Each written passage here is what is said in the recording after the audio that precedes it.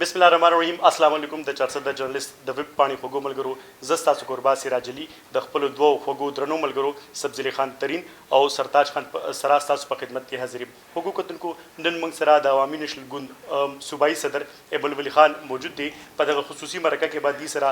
نه صرف د ملک دننه چې کوم سیاسي هلې ځلې او نگران سیټ اپ روان دي په دې اړه به خبرې کوو، بلکې په ګاونډي هیوادونو سره زموږ تعلقات او په ګاونډي هیوادونو کې د نوي حکومتونو حوالې سره به هم د دې نظر چې کوم دی ستاسو وړاندې کړو. ایمل خان، ډېره مننه، ډېر شکریا د وخت راکولو. که دغه راته په لومړي سوال کې وي چې د پی ډي ایم کم دغه 15 میاشتو حکومت تېر شوی دی، تاسو هم د دغه حکومت کې دننه نه وئ خو د دغه حکومت حمایتي خامخا وئ، نو د دغه د کارکردګۍ په کوم نظر باندې ګورئ؟ آیا دا د پی ټي آی د دغه تېر شوي څلوریم کال د حکومت نه بهتر و؟ ډېره مهرباني ستاسو د خپلو مشرانو چې اسه د جرنالست د ویب پاڼې مشکور یم چې ماله موقع راکړو. عموما حاجي صاحب او موږ دنیا له ډېر ښه خبر د دې پاڼې نه ورکړی دی. زما په سوچ خو کمې کامیابۍ له چې دا ټول خلک متحرک شوي یو ځای شوي و، پی ډي ایم سمیت پاکستان پیپلز پارټي، عوامي نیشنل پارټي، ایم کیو ایم، پاکستان مسلم لیگ کیو، هغې کې کامیابه شو. او هغه او دا چې موږ د دغه ناسور کم ناسور چې نن الحمدلله هغه فرعون چې فرعونیت به خو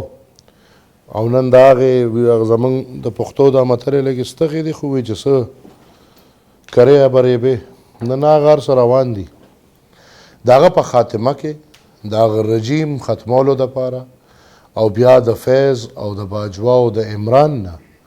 د دې ملک ته یو خلاصې میلاوېدو هدف، الحمدلله په هغې هدف کې دا ټول خلک کامیاب شو. بیا زه دا ینم چې دغه وخت د اتحادي حکومت راتلل په ډېرو اړخونو چیلنجز و، خو ټولو نه لوی چیلنج چې و هغه معاشي و. او معاشي طور پاکستان خو د ډېرې مودې نه په وینټیلیټر دی، خو هغه وینټیلیټر هم داسې ښکارېده چې بس سویچ یې وځي او معیشت راغونډېدو واله دی. ډېرې تلخې فیصلې وشوې،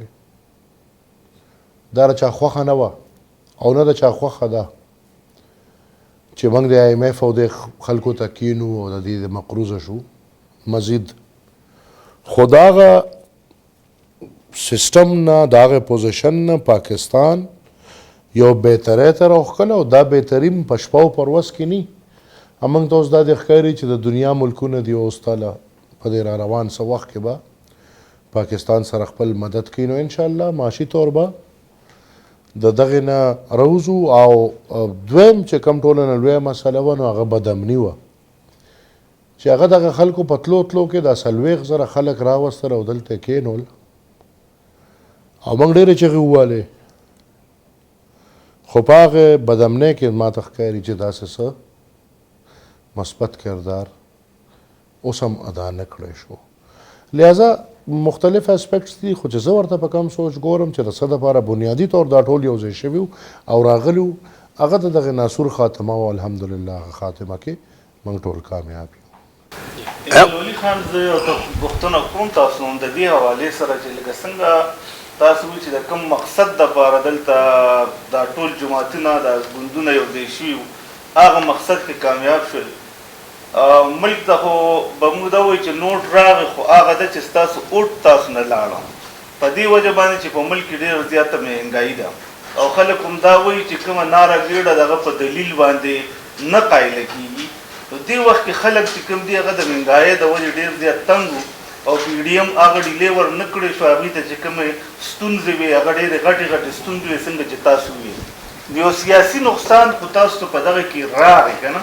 نو دغه ریکور کول که موږ اوس هم وګورو نو تحریک انصاف اوټ بینک برقرار په دې وجه دی چې هغه شان موږ خلکو له ریلیف ور نه کړی شو، لکه د مترې الیکشن تاسو وکړه چې هغې وګټه.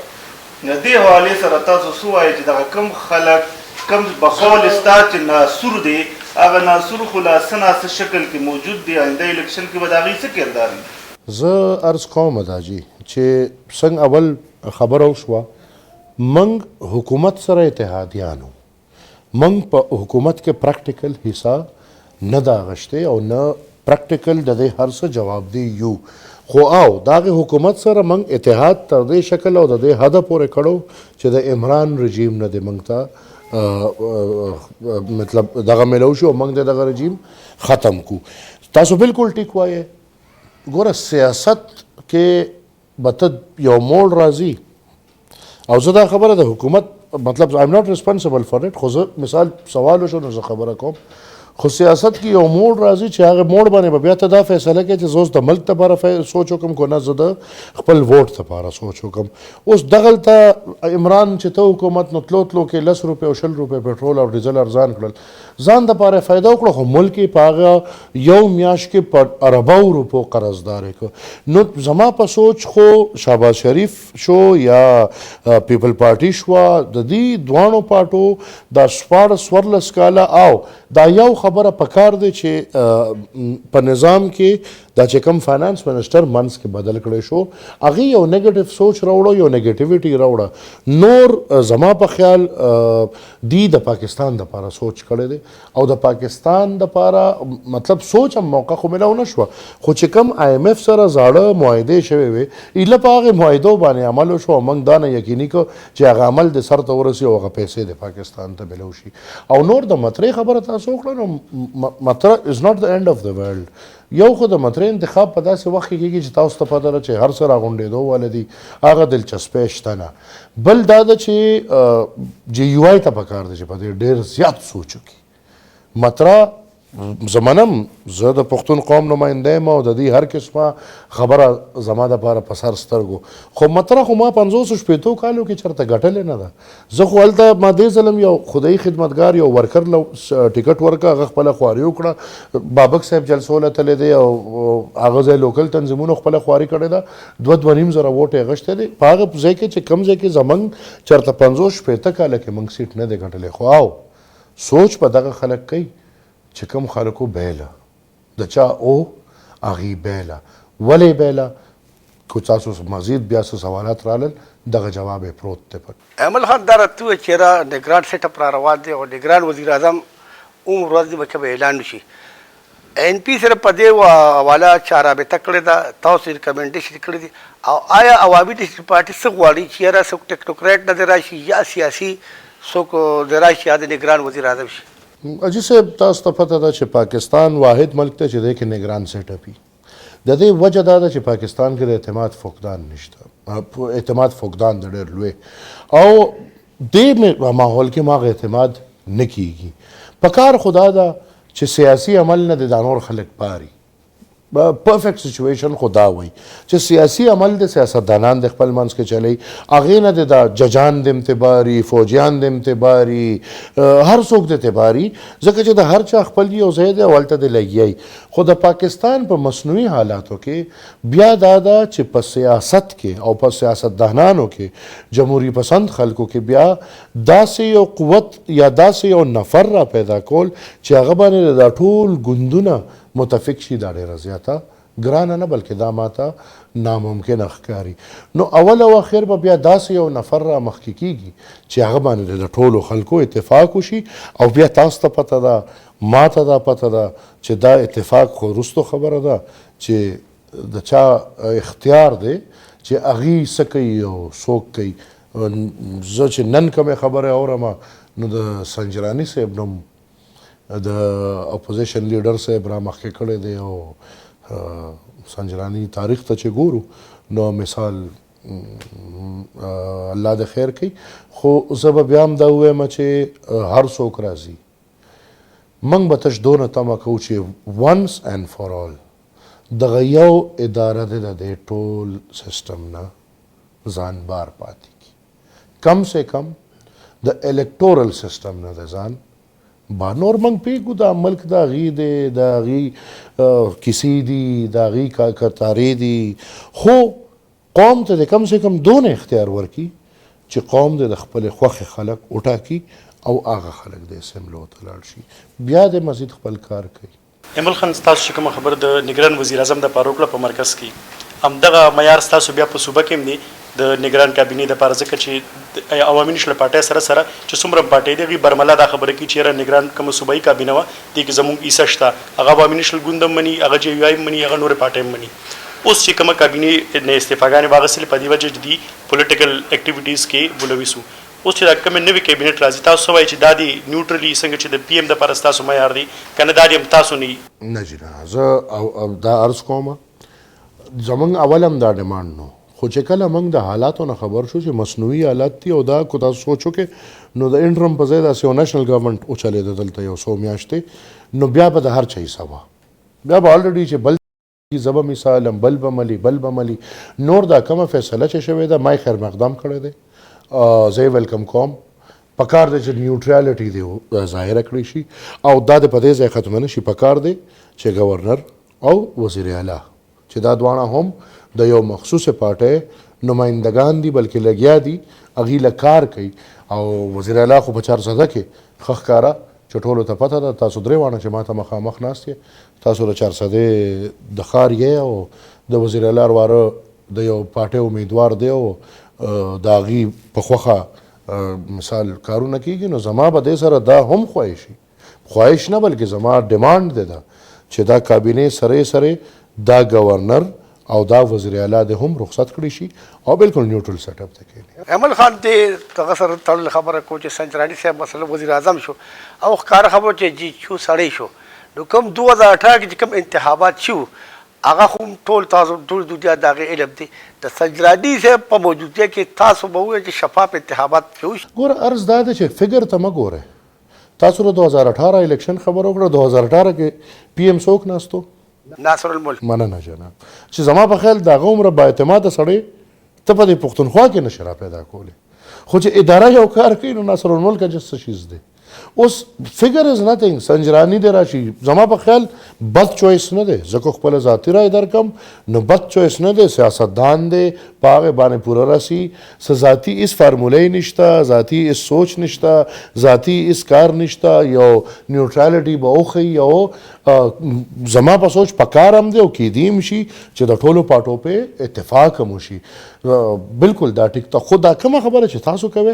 دا بیا نه د سنجرانی اجز په لاس کې ده او نه د ناصر الملک په لاس کې ده دا خو بیا هغه چې کم دو اندر او دو بایر د هغې اخره کې د هغې خلکو په لاس کې او هغې دونه بدتمیزه رالیږلي چې هغه نارینه او زنانه او هر چا سره بدتمیزي کوي عزت ته یې لاس اچوي موږ په 2018 کې وکړه موږ په 2013 کې وکړه نو دا چې کم تاسو وایئ کم دغه جی ایچ کیو چې ده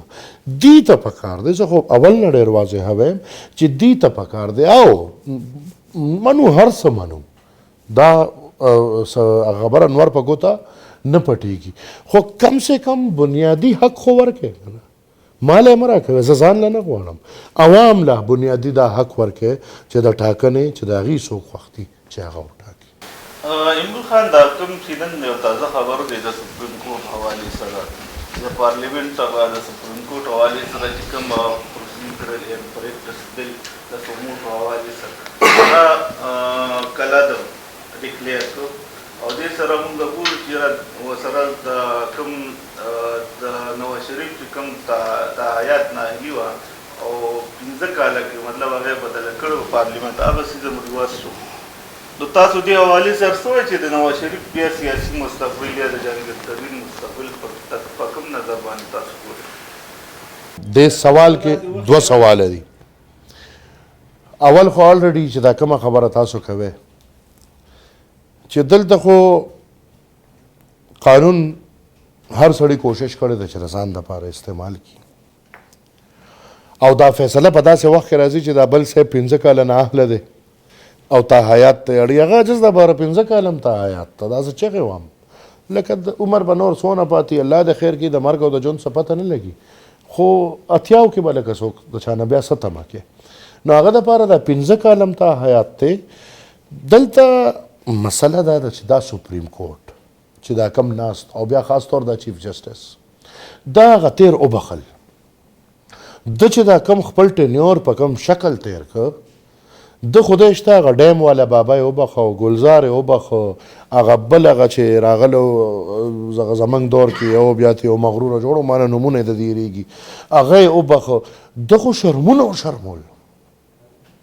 او لکه دا کومه خبره ده سپریم کورټ شو یا هر اداره شوه د پارلیمنټ ته تابع دی پارلیمنټ به آئین قانون جوړوي دی به په هغې قانون باندې عمل کوي نن دا زما خبره یاد ساته ده نن نه دی سوله نه پس خو دا قانون به لاګو کیږي دا سپین هتیان چې موږ ساتلي دي په دې پاکستان کې دا کم سے کم په دغه ادارو کې د دې هتیانو دا طاقت راغونډول دي چیف جسټس سپریم کورټ د چیف جسټس نوم نه دی بلکې سپریم کورټ د برادر ججز نوم دی دې کې دا اختیار بجای د دې چې دا د یو جج سره دا پکار دی چې ټولو ججز سره برادر ججز سره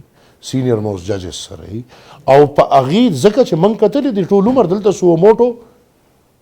د څه دپاره استعمال شوی ده ذاتي مفاداتو دپاره زما او ستا د حق دپاره به څوک سو موټو وانه لي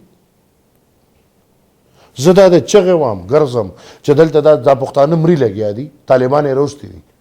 زه کم کم جج له لا نړم یو جج کې ایمان نشته چې د سو موټو وایي چې بھائی تا 40,000 خلک دهشتګرد روسته دی تا په کومه معاهده روسته دی دا تا ولې روسته دی وجه یې څه پیښه شوه خو چې کله هم سو موټو کېږي نو سو موټو به د دې لپاره کېږي چې د جج اختیار کې ولې کمې را روان دی یا سو موټو به د دې لپاره کېږي چې چېرته یو بل کیس په اورېدلې کېږي او هغه کیس کې به د پنجاب د حکومت سو موټو اخیستلی کېږي لہذا دا وخت دی اوس او چې څوک دا قانونونه جوړوي پارلیمان by above all this is the concept ډمي دی صحیح خو پارلیمان دی او د دې ملک هر اداره پارلیمان ته تابع ده ایمل خان تاسو عمران خان د ناهیلۍ خبر وکړه که عمران خان خو ناهیلی کېږي یا شوی دی خو که چېرته په پي ټي آی باندې پابندي لګي په یو سیاسي ګوند باندې په پاکستان کې پابندي لګي نو دا خبره تاسو د پارټۍ د موقف نه هټ کر به طور سیاسي کارکن دا د جمهوریت دپاره څومره خطرناکه ګڼئ زما په خیال موږ ولې چې که د هغې د فایدې خبر راځي نو موږ به جمهوریت پیش کوو ګنې هسې نه درله هغه جمهوریت مني نه بلکل پاکستان کې د انتها پسندۍ راو نشته په پی ټي آی کو پابندي لګي نو ولې به لګي په نو مې به لګي د نو مې د عمل هېڅ قسمه صفایي نه کېږي د دې وجه دا نه ده چې زه ځکه وایم چې په فوجیانو ورغلي دي نه دا هغه وخت په کار ده چې د ریاست اکشن اخیستی و چې کله دی په اسلام آباد کې په پی ټي وي ورغلل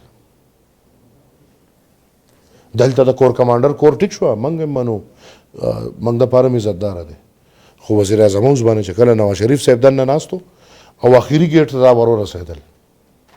دا هغه وخت په کار و داسې کار دی چې موږ خو د هغې مشر پیروکار یو باچا خان بابا چې د هغه خو تحریک د عدم تشدد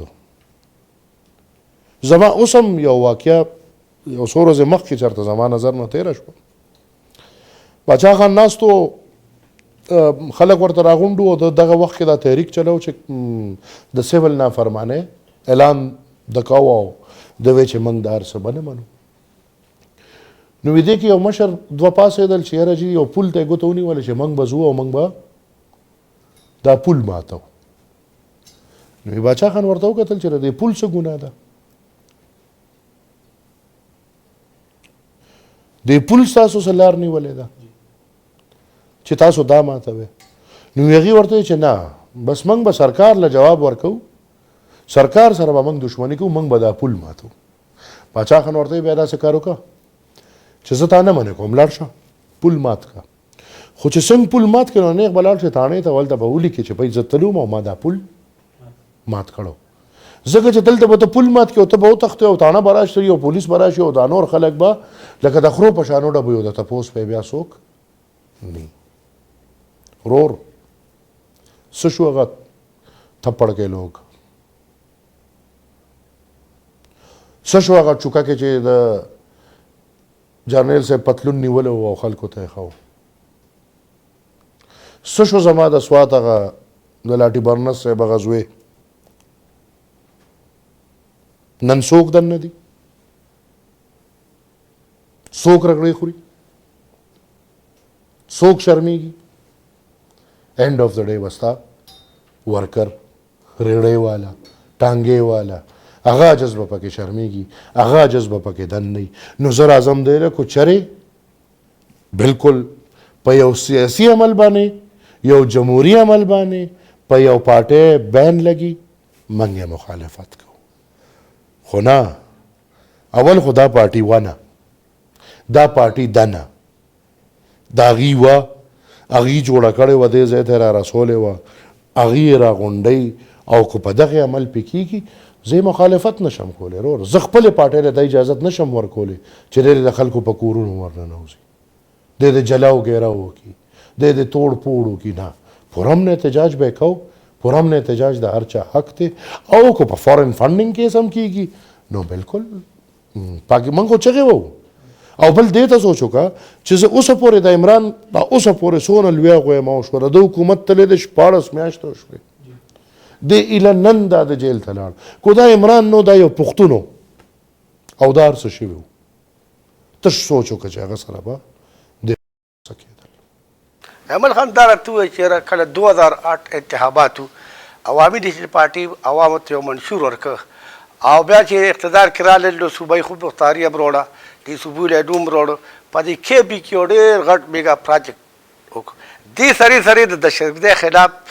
عوامي ډیشل پارټي ریاست سره ودرېد او په سعود قربانۍ د کارکونانو قیادت ورکړه خو که بیا موږ د دې دونه قربانو باوجود 2013 کې موږ انتخابات وګورو که 2018 کې وګورو دومدار ریاستي ادارې وي چې تاسو باندې د قومي اسمبلی او د صوبایي اسمبلی لارې بند کړې تاسو په دستور اوس وړه کې سره چې را دار روان کوم انتخابات هم د سلسله بیا جاری سیګه چې 2013 کې وکړه 2018 کې زکو ته د خپل سیاست نه د دوه نقطې ترسو ما نیوخ کې بنیادی او هغه دوه نقطې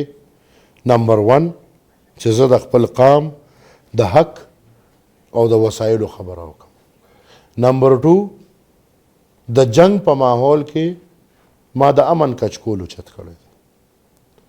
کو زه د ریاست سره دا دوانه ما سره سو شو اټکې زرالم خو اټکې چې ما 18 امندمنت پاس کو 18 امندمنت سو اختیار مې خپل قام لره وړو زما مشرانو نو دا غینا پس من سره دغه سو شو نو کو چره د چا په مخصوصو خلکو په خوخی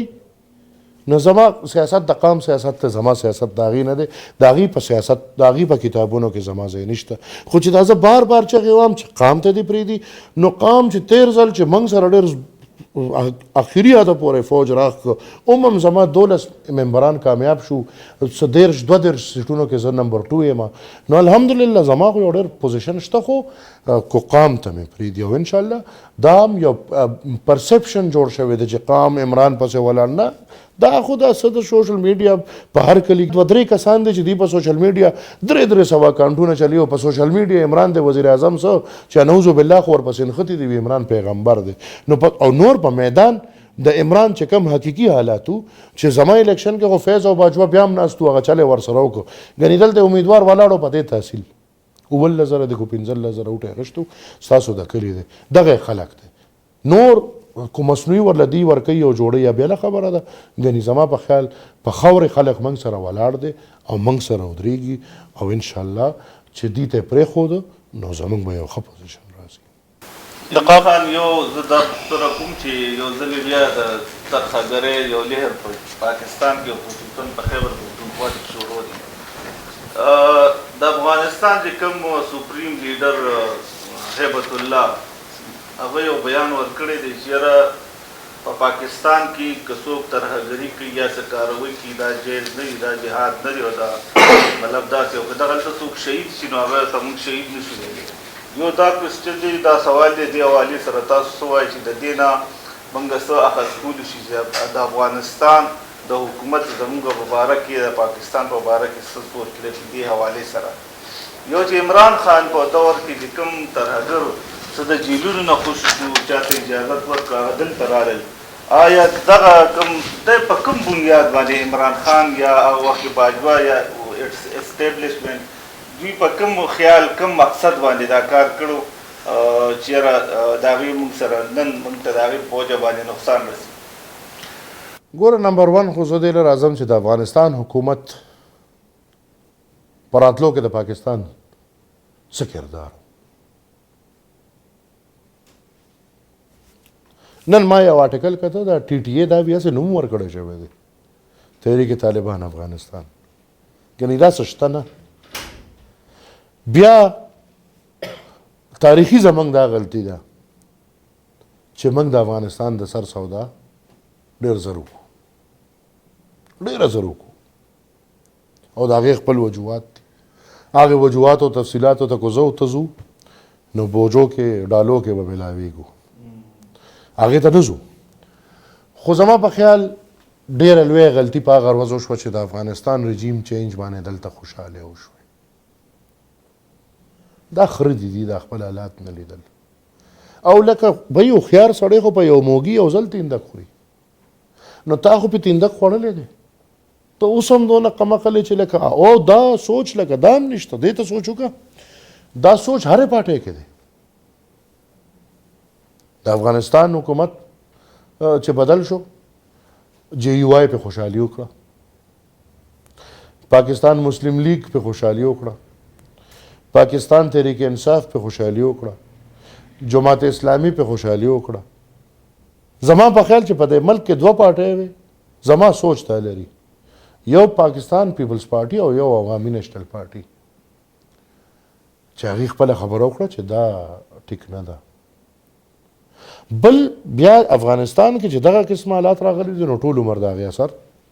پاکستان ته راغلی دی اوس د دویمې خبرې له راځم عمران او د عمران سیاست ته چې سړی وګوري نو آیا هغه سیاسي طور نظریاتي طور د طالب دهشتګرد حمایتي دی که مخالف دی 2013 خبره شوه 2013 کې همدغه طالب عمران له حکومت ورکړی او عمران به بیا په دې صوبه کې باقاعده تقریرونو کې وي چې طالب یو وجود دی وی منې دفتر یې ورله ورکړي بیا هغه کلابریشن او فیض او دار سدونه بره لاړ چې عمران لاړ وفاق ته عمران چې وفاق ته لاړو عمران د طالبانو نمایندګي کړې ده د اسمبلی په فلور اسامه ته شهید ویلی شو او بیا باقاعده چې کله د ټي ټي اے حکومت راغی نو عمران بیان ورکړ چې د غلامۍ زنځیر وشلولی شو او د ټولو دې مبارک شي په دې منځ کې د عمران حکومت عمران او عارف الوی 102 قیدیان هغه قیدیان کوم چې د دهشتګردو بدنام ترین خلکو بوچر اف د سوات کساب باندې یو مشهورو د ای پی ایس واقعه هغه ټول خلک رها کړي شو او بیا موږ یو ورځ واورېدل چې بهی فیض د چو پیالې نیولې ده او کابل کې ناست دی او اوس لګیا دی هغه بل ټټو یې راوسته دلته هغه هم دلل ځان ته پښتون وي نوم یې رانهیر شو سیف هغه دلب هم ځان ته پښتون وي هغه راغی او زما او د ستا د سر سوداګانې سیف کولې او لکه ته د دې ملک سوچ وکړه چې هغه په انټرویوګانو کې ښکاره ویلې چې زه طالب وم زه جنګېدلی یم ما مورچو کې جنګ کړی دی هغه دلته وزیران هغه راوستو وزیر یې کو هغه چرته د مشرف سړی چرته د الطاف حسین سړی چرته راوستو او دلته ما تا ته وزیر کو د افغانستان او دا د طالبانو دا د 40,000 خلکو ټولې خبرې اترې او جرګې بیا فیض او سیف کولې نورور زه خو تا ته چې ما څنګه وي الله دې کړي چې په دې در ما ته څوک اواز وکړي خو زه خو هر در ته لاړم زه هر در ته لاړم زه وزیر اعظم اول وزیر اعظم له لاړم وزیر اعظم اجازه کاغذ ته وکتل او ما ته وکتل ما ورته ریجیکټ یې کړه تا ما ورته څه وویل ما یې ریجیکټ یې کړه تا مې ایکسپټ کوه یو شی ایکسپټ دی دویم شی ریجیکټ دی ما ته یې ریجیکټ کړه زه به عدالت ته لاړ شم هغه عجز ما ته هغه شی ریجیکټ کولی هم نه شم عدالت ته لاړم. عدالت پر لکه ایمل ولی خان څوک دی؟ هغه کیسه چې مشهوره شوه. خو د عدالت هم خبره دا وه چې بی دا خو د وفاقي حکومت کار دی. نو عدالت هم اوس نه پوهېږم چې زه کوم ځای ته لاړ شم چې زه ماته د دې سوال جواب ماته بشمول د ټول قام ته میلو شي او دا هم زه کولی شم ځکه چې الحمدلله زموږ دا سوچ او دا نظریه ده هغه نظریه موږ په دې ډاډه مجبوره ساتي چې موږ د طالب مالب او د دې شیزونو نه انشاءالله یره نه کوو. خو الله دې کي چې په دې ملک کې دا زورور خلک دونه شي. اوس دقه یو چیف صاحب راته پاتې دی چې اوس ته په څه طریقه ورشم چې بی لږ دا وګوره چې دا 40,000 خلک څنګه راغلي دي. ایمل خان دا فرود ابوالنور مقصد داول په قومي اسمبلی په فلور دا خبره وکړه چې کله افغانستان ته روس راغلو 79 کې د هغې نه تادم 2000 چې کله د افغانستان کې د موجوده رژیم چینج وشو د دې پورې د یو ټوټ کمیشن جوړ شي چې یار دا پته ولګي چې یار دا دهشتګرد چا راوستو دا ټریک سیکټر چا جوړ کړی او دې کې سهولتکار کم سیاسي او کم غیر سیاسي د دې ټول تعین دوی چې هغې ته سزا ورکړي. عوامي ډیسي پارټي دغه ټول کمیشن ته په کوم نظر ګوري چې آیا دا د جوړ شي که د جوړ نه شي؟ د هغه جز خو آخري تقریرو په اسمبلی کې بیان یې پرېښوده څه خبره یې پرېښوده. نور دا ملک موږ پېژنو همدغه سړی د دې ټروت کمیشن مشر که دی د ټروت ووایي زه هسې کیسې دي خبرې دي. حاجي صاحب هر چا ته پته ده چې څه وو څه نه وو. کم سے کم زاړه ایر کې اوس نه پس د کار ټیک کی. دا خو زاړه مړي راوښکل دي. ضیاءالحق به اوس د کمې راوکاږي ولې ما ته پته نشته چې دا پالیسي چا راوړې ده. نو ټروت کمیشن هلکه به جنریټر ولګوي او مې بندوي بیا. نو خبره زما دا ده چې اوس ته ضیاءالحق نه بس څنګه تپوس کوې؟ ته به د مشرف صاحب نه څنګه تپوس کوې؟ او دې کې لکه تا ته پته ده چې د زرګاو خلک داسې دي چې مړه دي اوس. نور دا هر څه واضحه دي په دې کتابونه راغلي دي بیان بازۍ دپاره چې زه م ووایم ډېر خوند به وکړي. خو پاکستان کې خو یو ورور مې چې کوم شی تابوت ته لکه د مړي ورولي نو کمیشن ورله جوړ کړه. ایمل خان د راتلونکي عام انتخاباتو حوالې سره ایم پي داسې دغه لري چې یاره چا سره